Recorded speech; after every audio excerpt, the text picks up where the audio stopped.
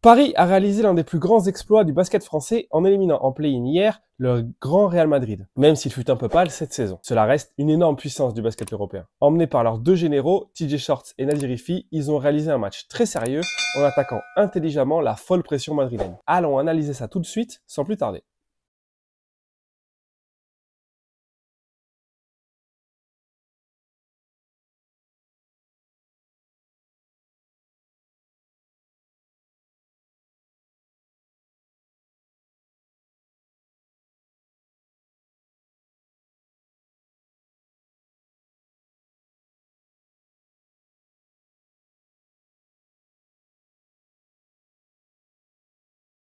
Et on va commencer par les ghost screens, ces fins d'écran qu'ils ont beaucoup utilisés, avec surtout une volonté d'attaquer Sergio Llull partout.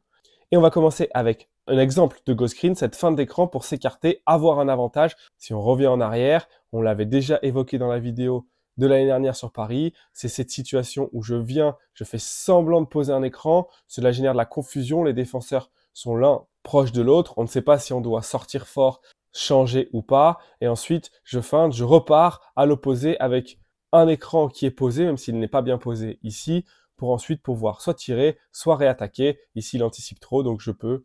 Donc ça ouvre un step back à Banjassi.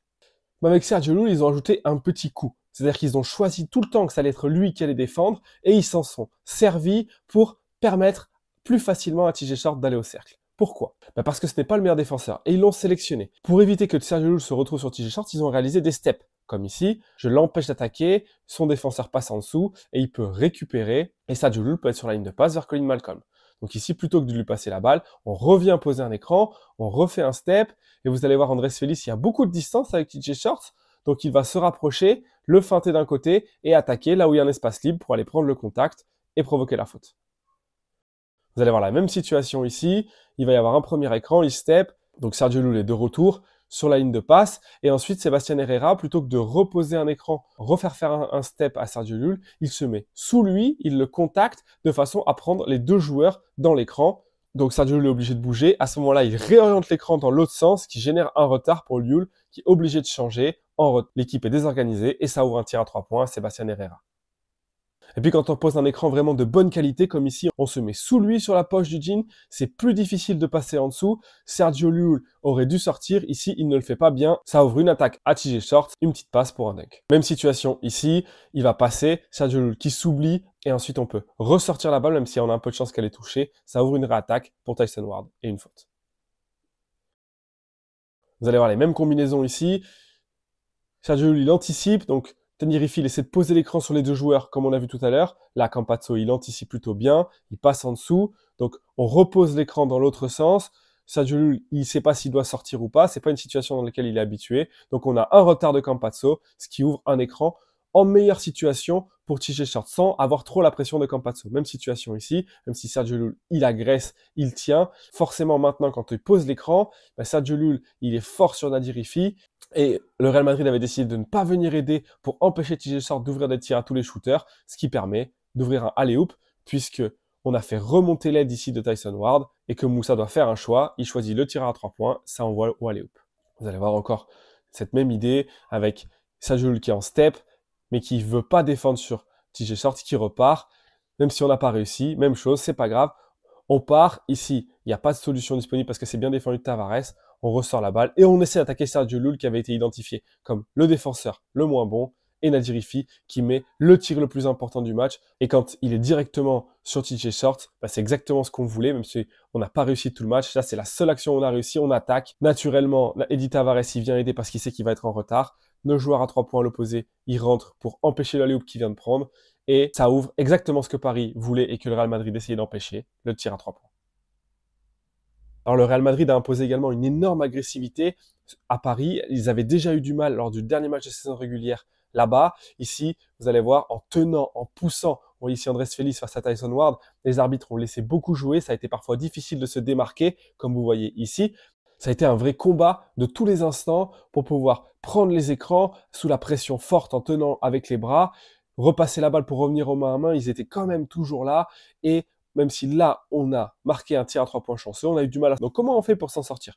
Eh ben, en s'écartant beaucoup et en laissant des espaces. S'ils sont ici forts à deny les passes et qu'on est très très large, vous voyez qu'il n'y a plus personne dans la raquette, donc on peut couper, on est en retard, mais surtout, ça libère l'espace ensuite du 1 contre 1. Parce que si tout le monde est sur la ligne à 3 points pour empêcher les tirs, il n'y a plus personne pour empêcher les 1 contre 1. C'était l'idée du Real, couper les 3 points de Paris, et donc il a fallu trouver d'autres solutions. Donc comment on fait? S'ils se jettent et qu'ils sont très agressifs, backdoor, et on laisse l'espace pour le 1 contre 1. Et si jamais ils viennent aider, alors on vient retrouver notre tir à 3 points. Mais c'est ce que Madrid a essayé d'empêcher. Madrid était très agressif partout, sur les lignes de passe, ils ont essayé d'empêcher que les ballons arrivent facilement. Vous voyez ici Abalde qui est très haut sur TJ Short, donc on a un écran dans le dos pour libérer de l'espace, Eddie Tavares, il se jette, et donc ça ouvre une réattaque et on peut provoquer la faute.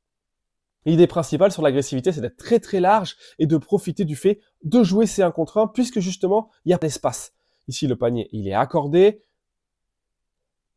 Vous allez avoir une autre situation intéressante. Je fais semblant, je passe, et je viens jouer mon 1 contre 1 à l'opposé. Là aussi. Et ils en ont beaucoup. C'est une façon de s'enlever la pression qui a parfois été étouffante par Madrid. Et puis, il y a cette solution-là aussi qui est très intéressante, même si le panier est raté. On va juste revenir en arrière. Même s'il y avait le ralenti, donc on voit pas le début de l'action. Vous voyez cette même idée tout à l'heure. TJ Short, il voulait aller au main à main. Il n'a pas réussi parce que son défenseur était au-dessus, plus entre lui et le panier. Donc il est venu poser un écran sur son joueur pour permettre à Malcolm d'attaquer. Ils viennent en aide et on ouvre un tir à 3 points de Yantounen parce qu'il était défendu par Tavares. Et d'ailleurs, le pick and pop, on peut le montrer, ça a été une arme ponctuelle en jouant Yantounen en 5. C'était difficile en défense. Par contre, en attaque, ça donne ces avantages-là. On joue un écran. Eddie Tavares, il va reculer pour protéger. Vous voyez tous les autres qui ne viennent pas aider. Donc, si jamais Yantounen s'écarte pour un tir à 3 points, il est complètement tout seul. Ça fait beaucoup de trajets pour Tavares à couvrir et ça ouvre un tir qui a été très très important. Après, le grand artisan de la victoire de Paris, comme d'habitude, ça a été TJ Short, l'autoproclamé meilleur meneur d'Europe.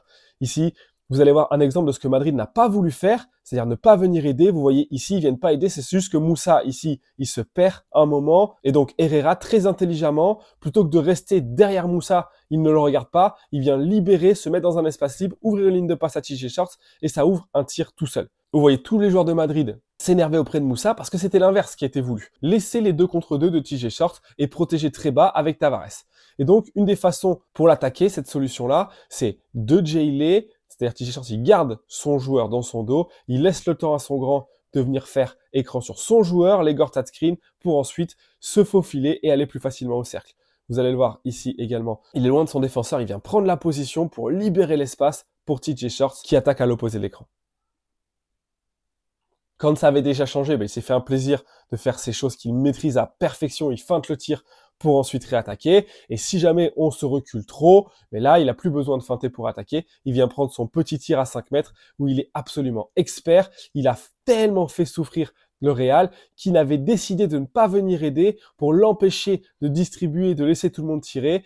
Mais du coup, lui, il en a profité pour attaquer. Si jamais, avec un Spanish, on retarde Tavares, on peut donner la balle au grand, aller tout seul. Ou alors, si jamais on est trop haut et qu'il n'y a personne derrière, on passe la balle. Regardez où est positionné Sergio Llull avec Herrera pour empêcher le tir à 3 points.